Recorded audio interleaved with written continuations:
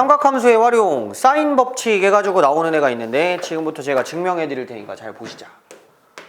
사인 법칙이란 무엇인가? 자, 첫 번째 증명 원을 그려요. 거기 안에다가 제가 삼각형을 넣어요. 여기가 A고 여기가 B고 여기가 C예요.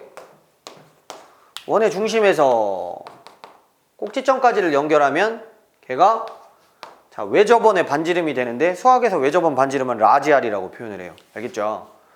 자, 여기 각이 있어요. 이게 각 A인데 제가 이제부터 이 그림을 가지고 똑같은 원을 그린 후에 BC는 내비두고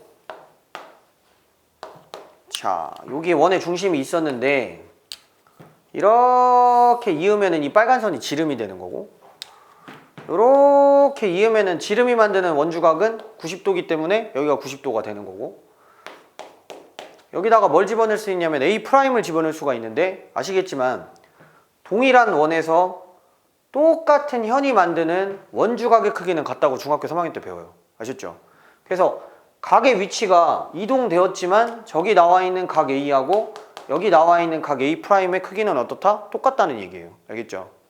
그리고 빨간색이 뭐가 되냐면 지름이라는 게 되니까 반지름이 라지 R이었으면은 자, 지름은 뭐가 되는 거냐면 2R이 되는 거다 라고 보시면 되고 A 꼭지점이 바라보는 변이 스몰 a라고 해서 이름이 붙는 거고 B 꼭지점이 바라보면 B가 붙는 거고 C 꼭지점이 바라보면 C가 붙는 건데 사인 들어가서 A를 이제 해보면 사인 A가 요거하고 요거의 관계예요.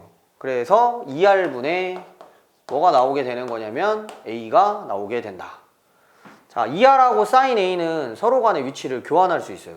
그래서 2R은 여기다 놓고 사인 A는 여기다 놓고 A를 이렇게 놓으면 이거하고 이거하고 같다가 기본 공식이 되면서 별표 사인한 다음 A분의 A하고 같은 방법으로 해보면 사인한 다음에 각도 B분의 B하고 사인한 다음에 각도 C분의 C는 모조리 뭐랑 같은 거냐면 지름과 같다.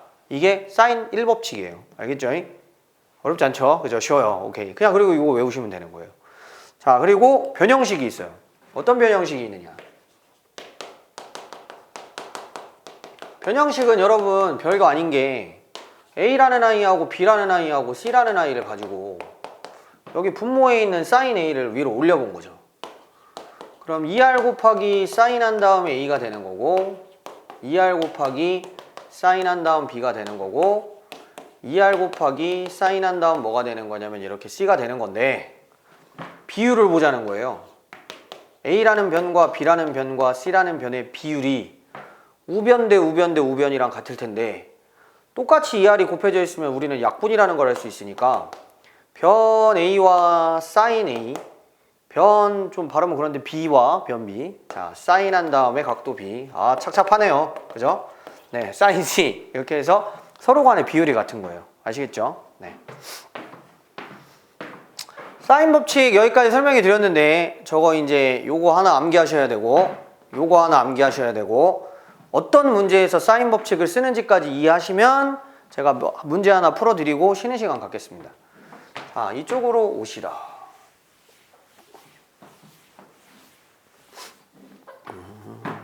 사인 법칙은 그 문제에서 여러분들한테 사인 법칙을 쓰라고 안 알려줘요. 그래서 언제 사용하는지가 중요해요.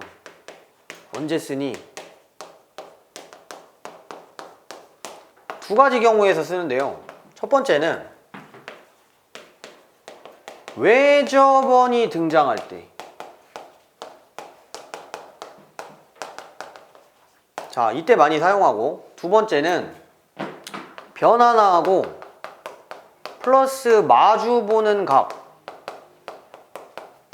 변 하나하고 마주보는 각이 주어질 때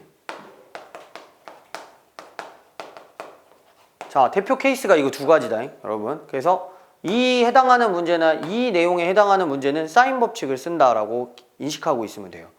자, 진짜 그런지 한번 제가 보여드리도록 하겠어요. 98쪽에 나오지요.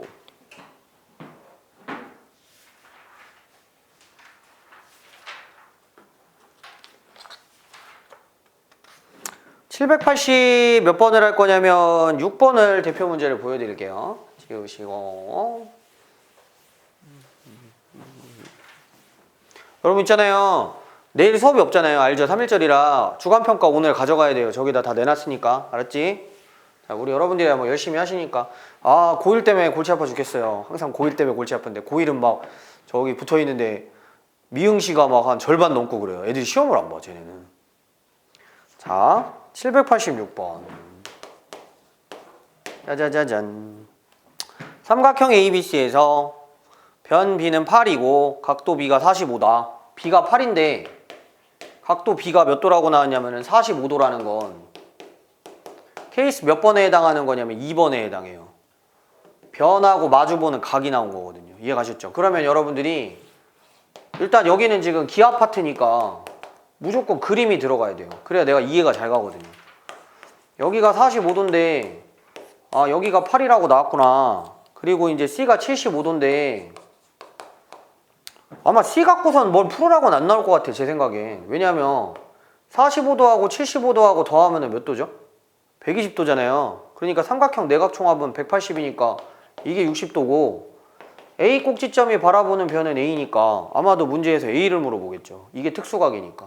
그때 이제 사용하는 게 사인 45도 분모에 깔고 마주보는 변 8하고 사인 60도 분모에다 깔고 마주보는 변 A를 넣으면 두 개는 같다. 이 뜻이지. 사인 45도는 2분의 루트 2고요. 분자는 8. 사인 60도는 2분의 루트 3이고요. 분자는 A가 되어서 이렇게 대각선끼리의 곱이 같죠. 그래서 2분의 루트 2A에다가 이렇게 대각선끼리 곱하면 4루트 3이 나오게 돼서 A의 값은 좌우변에다가 루트 2를 곱하면 되는구나. 4루트 6 이렇게 하면 쉽게 풀 수 있어요. 그래서 문제 난이도가 삼각함수의 그래프보다 훨씬 쉬워요. 재미있고. 그러니까 잘 배워보시면 이게 이제 시험의 마지막 부분에 한 두세 문제 정도 나올 거예요. 제1코사인 법칙이라는 게 있어요.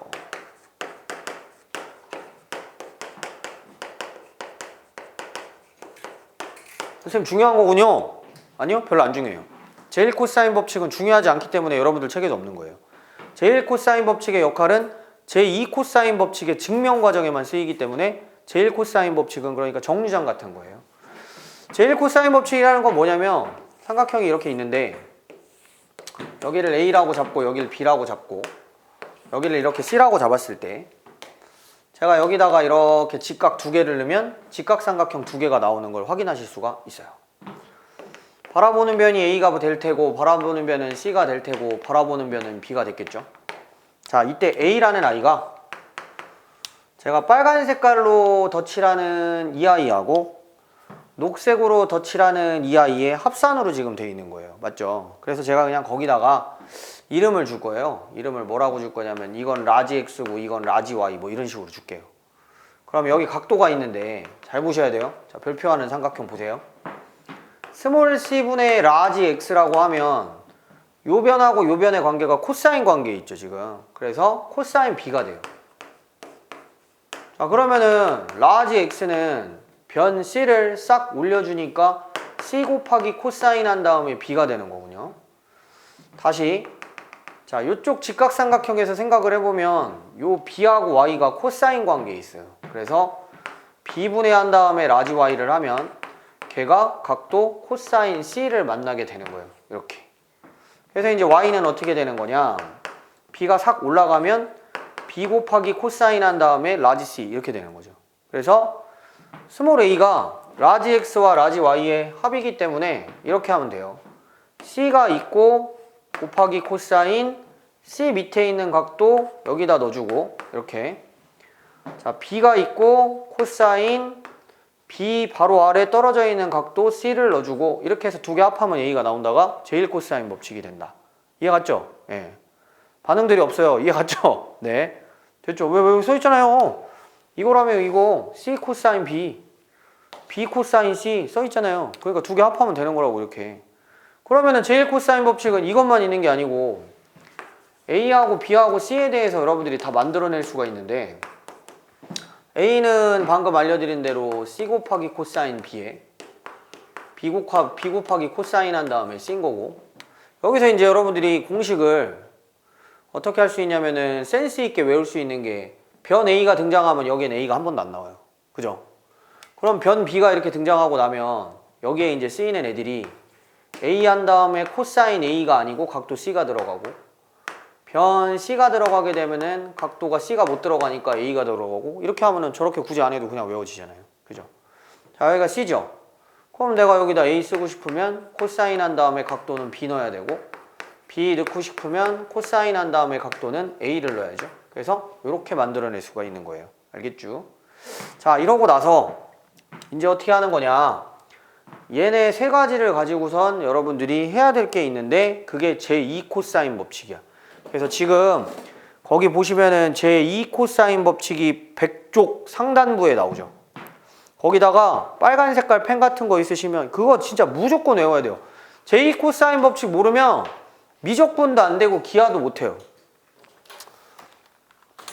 자, 거기다 중요 스페셜 막 갈기 써놓으시면 되겠다.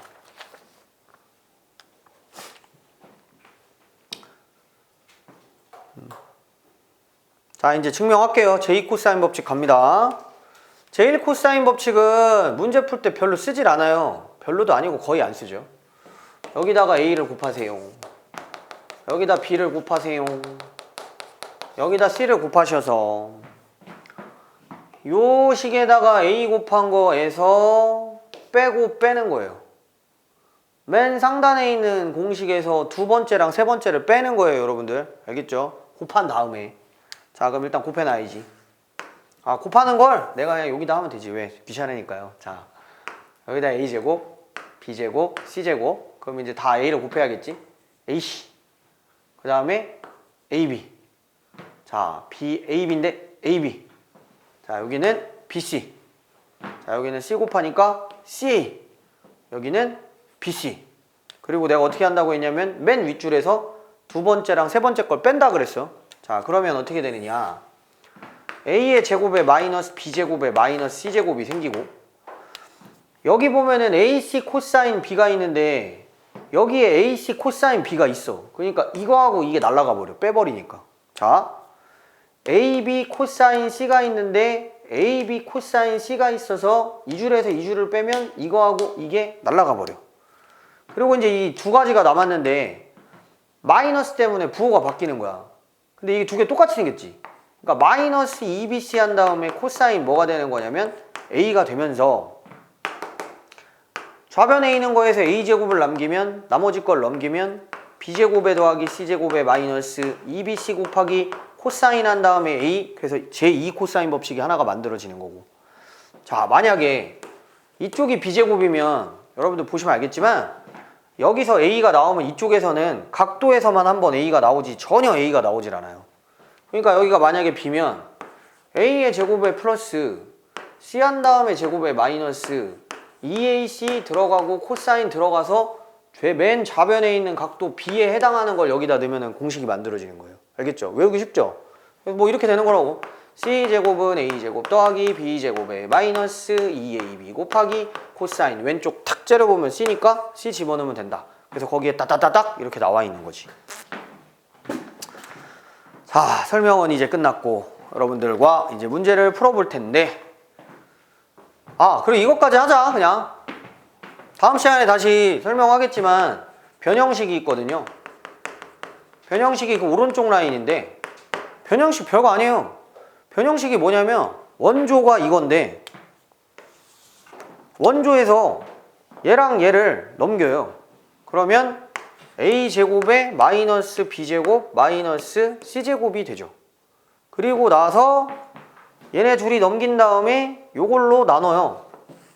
그럼 마이너스 2BC로 나눈 게 코사인 한 다음 A가 되는데, 분모에 이렇게 마이너스 있으면 마음이 좀 한켠이 불편하니까 아, 나 마이너스 요 꼴배기 싫은데 그럼 어떻게 하면 되지? 고민을 하다가 2BC 쓰고 부호 바꿔서 B제곱 더하기 C제곱 쓰고 앞에 거 여기다 갖다 붙였다는 그 뜻이지. 그래서 이 변형식은 왜 굳이 강조를 하느냐, 자, 이거는 변 길이 구할 때 많이 쓰는 공식이고 이거는 특정 각을 구할 때 많이 쓰는 공식이라서 같은 공식인데 두 개를 외우게끔 하는 거예요. 알겠죠? 그래서 이건 각 구할 때 쓰는 거, 이건 변 구할 때 쓰는 거. 이렇게 기억하시면 된다. 아, 우리 다영이 저 메모하는 거 봐. 훌륭합니다. 자, 이렇게 해서 기억하시고 언제 사용하니 중요하죠 또. 자, 제2 코사인 법칙은 언제 사용하는가? 제2 코사인 법칙은 언제 사용하시는 거냐면 두 가지. 첫 번째는 뭐냐?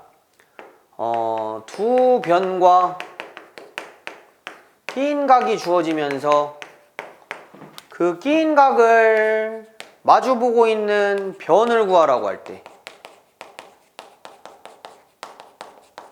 자, 이때 일단 사용할 수가 있고, 두 번째에서는 세 변의 길이가 주어지면서 여러분들한테 특정한 각을 구하라는 문제가 있을 수 있어요. 각도가 몇 도니라고 묻는 문제. 자, 이렇게 해가지고 1, 2에서 사용한다. 자, 요거 쓸 시간 드릴게요. 언제 쓰니가 제일 중요한 거예요. 근데 사실은 공식은 여러분들이 뭐 안 외울 리가 없지. 문제를 바라보고 아, 이때 사용을 하는구나. 그거를 판단을 하셔야 되는 파트가 되겠습니다. 자, 한 두 문제만 풀고 이제 끝낼게요. 그리고 다음 시간에 한 번 더 설명하겠습니다. 오늘 설명하고 수업이 다음 주 일요일에 있어서 여러분들 깜빡하실까봐.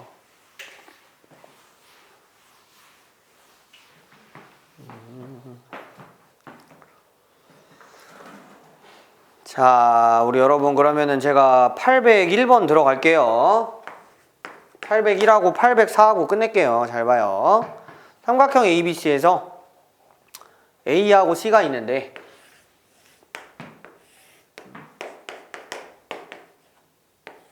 자, 문제가 A가 6이라면 A 꼭지점 바라보는 여기가 6이고 C가 3이라면 C가 바라보는 여기가 3인데 각 B가 60도라고 나왔지?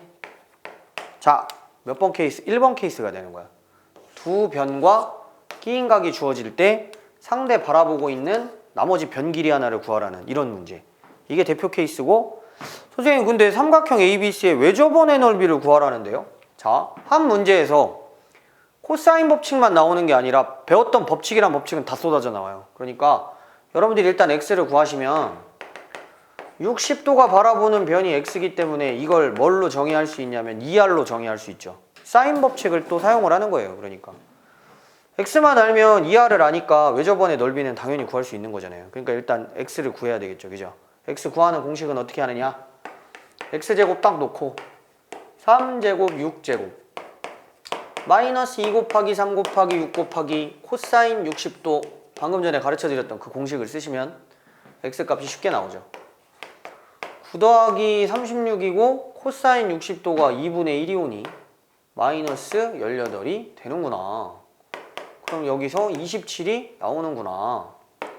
그럼 x값은 27의 양의 제곱근이 되는구나. 3루트 3이네. 그러면 랄랄라 3루트 3을 사인 60도니까 2분의 루트 3으로 나눈 거니까 루트 3, 루트 3 약분되면 이게 6 나오거든요.